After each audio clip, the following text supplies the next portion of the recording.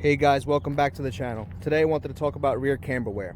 A lot of people have been asking me, am I getting any wear from the H&R Springs? It hasn't been so bad.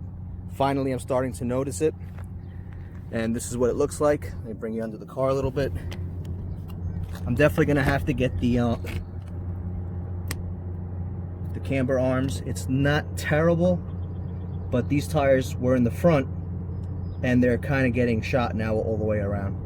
So the inside's wearing a little more than the outside. The outside was more worn because I took the front ones and put them in the rear. Show you the other side. So that's the outside of the passenger rear. Hopefully you can see this. And that's the inside. So a little more wear, it's starting to happen. I'm gonna have to order those camber arms. That way I get the negative camber out and get new tires at the same time. And a fresh alignment. I'll show you what the fronts are doing.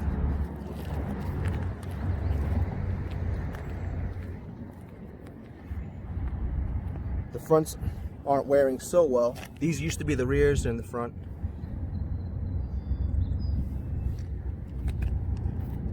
I tried not to rip them up too much because this car loses traction pretty easily, but these things wear pretty quick. I'm not too happy with these tires. I'm not sure which way I'm going yet, but that's basically the situation with the car as far as tire wear and not having the rear camber arms on there.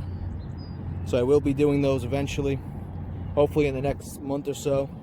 If you have any other questions, let me know in the comments below. I'll try to answer them the best I could. Like, comment, and subscribe, and I'll talk to you next time.